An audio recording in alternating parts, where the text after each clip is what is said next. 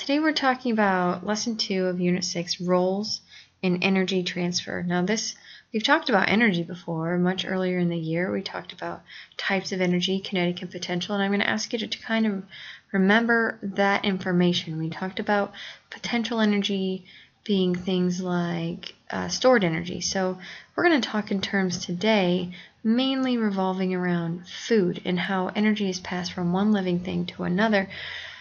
And I want you to think about how our food, when we put it in our body, is potential energy because it's stored until we need it. And when we need it, our body turns it into kinetic energy by breaking the chemical bonds in the food. So I want you to keep that in mind. We are going to remember that energy part, and we're going to go in a little different direction with it too.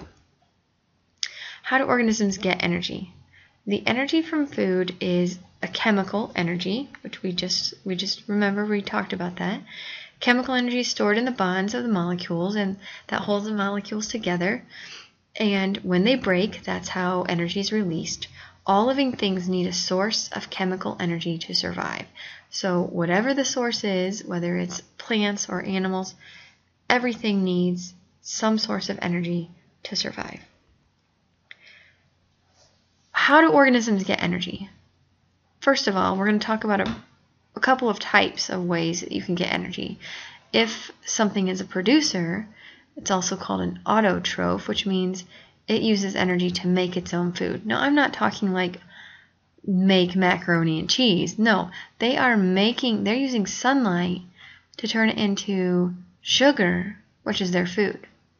So producers can actually make their own food. They supply the energy for living things in an ecosystem. They're at the bottom of the food web, and in a good way, not like bottom they're the worst. They're very important because they supply energy for everything else in that ecosystem. Most producers use sunlight to make their food through something called photosynthesis, which we'll look at further in depth in Lesson 4.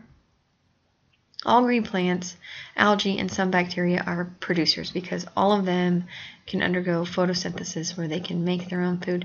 Some things can undergo something called chemosynthesis where they use chemicals to make their own food, maybe because they're a little bit farther down in the ocean where they're not getting enough light to actually do photosynthesis, but still are considered producers because they're making their own food.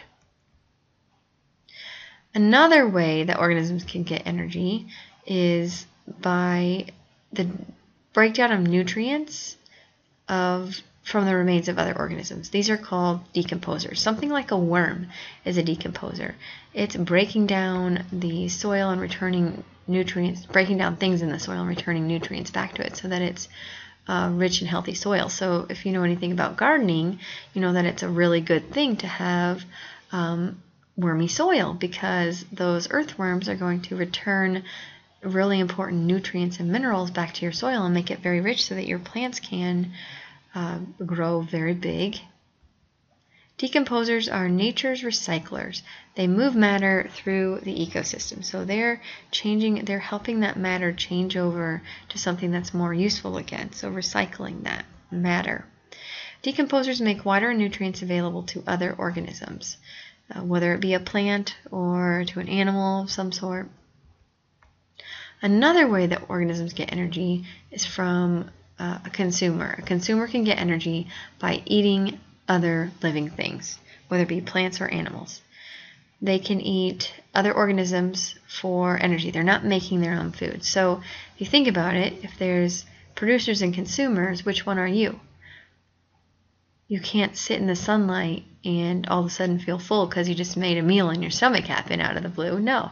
You are a consumer. You must eat something else for energy and nutrients. A consumer that eats only plants is called an herbivore.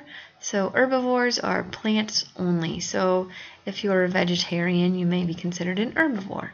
A carnivore is a meat eater. So you're eating other animals. An omnivore would eat both plants and animals. So they would have that versatility to have lots of different things in their diet. A scavenger, like a turkey vulture in the picture here, is a consumer, but they are feeding on dead animals. So actually, and that's very important too because they're helping get rid of breaking down that matter too and returning it to the earth.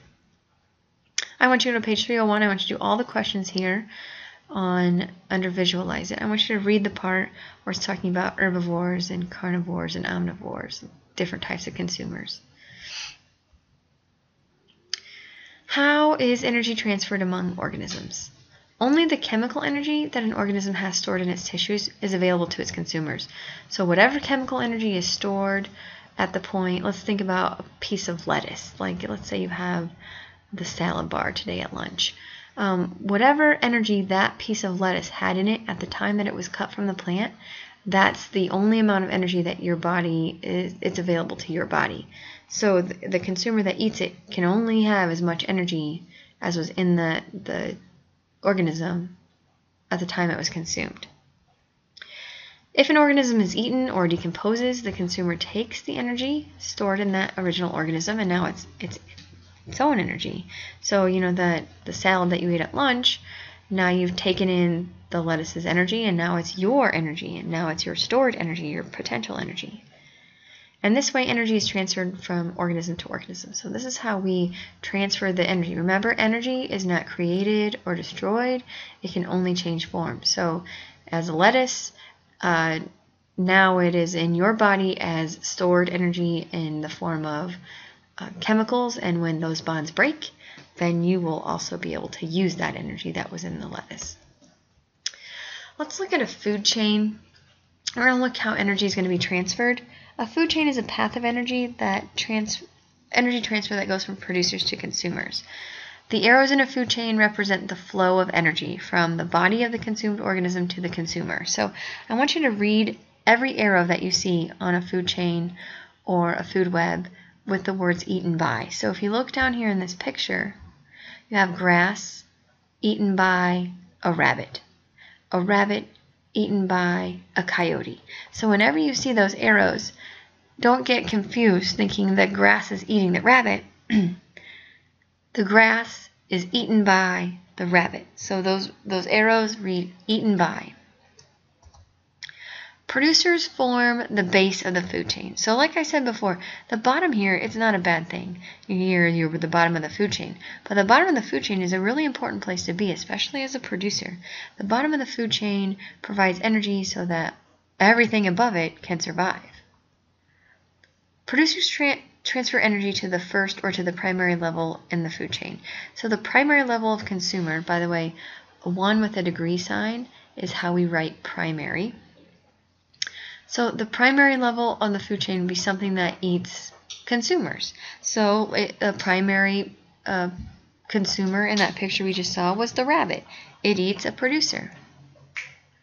A secondary consumer consumes the primary. So the coyote in the food chain we just saw would, because it eats the rabbit, a secondary consumer eats the primary consumer. And a tertiary consumer eats the secondary consumer. So if something were to eat the coyote, then you would call that a tertiary consumer. Finally, decomposers recycle matter back to the soil. And we've talked about that. I just want to touch on that again, the importance of recycling matter and putting it back into the soil so that the whole process can start again and the producers can have rich soil to grow in and to survive and then be the base of the food chain. All right, I want you to go to pages 302 and 303. Look that over, please. Feel free to do any of those questions also. How do food webs show energy connections? So we talk about a food chain, but in nature's connections aren't that simple. It's not just one food chain that exists. There is a much more complicated picture, and a food chain is one piece of it. Many food chains makes up a food web. A food web is the feeding relationships among organisms in an ecosystem, and they're made up of many different food chains. So the grass being eaten by the rabbit, being eaten by the coyote, that's one food chain in a larger food web. So a rabbit is not the only thing that's going to eat the grass. Maybe there's a deer that eats the grass, and that deer could also be eaten by the coyote. And maybe the coyote isn't the only thing there. Maybe there's a mountain lion in this food web. So food webs show a much more complicated view, which we'll take a look at that in just a couple slides here. Many different energy paths lead from the producers to the top predators. So it is a lot more complicated. If you use the words eaten by every time you see an arrow, though, you'll be able to see that it's not as complicated as you might think. I want you to go to page 304. I want you to answer Visualize It questions number 14 and 15. And then turn me back on. We'll continue with more notes. Alright, I want you to look at this food web. If you go in your textbook, you can see this also. This is a marine food web, so this means this comes something that would exist in an ocean. But if you look at the bottom, you have the phytoplankton is the base producer here. So they're the ones that are making their own food. They're doing photosynthesis, and they're the base of the food web. Then you have the zooplankton or zooplankton, and that is eaten by the phytoplankton is eaten by the zooplankton, and the zooplankton is eaten by a squid, and a squid is eaten by a killer whale. So you see that's one food chain. See all these arrows? It looks confusing, but if you just follow them one at a time, you can see the entire picture of what's going on in the ecosystem. So you can start back down at the bottom again. Phytoplankton is eaten by zooplankton, which is eaten by a herring, and a herring's eaten by, well, a puffin, a cod. Those are two places that has arrows going. A puffin is eaten by a gull. Then come back down and do another one. Phytoplankton is eaten by zooplankton, which is eaten by a sand lance. And a sand lance can be eaten by a squid, or could be eaten by a cod. A cod could be eaten by a seal. A seal could be eaten by a killer whale. And then if we follow the sand lance could be eaten by a squid could be eaten by a cod, which could be eaten by a gull, over here. Could be eaten by a killer whale, or could be eaten by a seal. So you see that these arrows are just showing you all the places that energy is transferred. How are organisms connected by food webs? All living organisms are connected by global food webs. Some food webs start on land, and some start in the water. Many organisms connect the land and the water-based food webs. So you can find things that could connect a land food web to a water-based food web, a marine food web, or maybe even a freshwater food web. Because global food webs are connected, removing one organism can affect many other things in the ecosystem. If you look at page 306, answer questions 16, 17, 18. That will help you understand more about that interconnectedness, and we're going to do some things in class too to help you visualize how things are really interconnected. Dangerous competition. Sometimes there are things called invasive species that compete with native species for energy resources. An invasive species is something that comes in and takes over an environment, which can be very dangerous.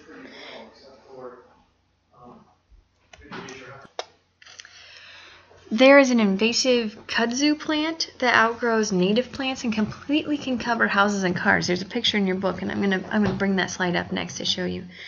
Another one that the book brings up is something called a zebra mussel, also walking catfish. They're so successful, in a bad way, that they often leave little food for the native species. So they're just filtering out all the food, so then the native species that are supposed to be there and help the ecosystem are getting no food. They're dying out.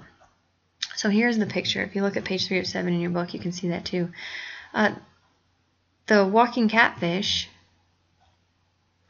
can actually move across the land to get to from one pond to another. So because of that, sometimes the catfish competes with the native species for food, and it can do so very successfully if it can move from one place to the other. Here's the zebra mussel. They are extremely destructive, and here's your kudzu plant that can just grow so enormously fast and just take over cars and houses. And imagine what it's doing to the native species plants. It's just choking them out. Alright, I want you to look at page 308, and I want you to try 22, 23, and 24. Don't look at the answers to 22 and 23 until you've tried them. I also need you to fill out your visa tonight. Make sure that you get a parent or guardian signature and have it ready for class tomorrow, along with any of your questions, please. And I think that the link that I sped through, I believe, was another song that you might like to listen to. So if you remind me, I'll let you listen to that too.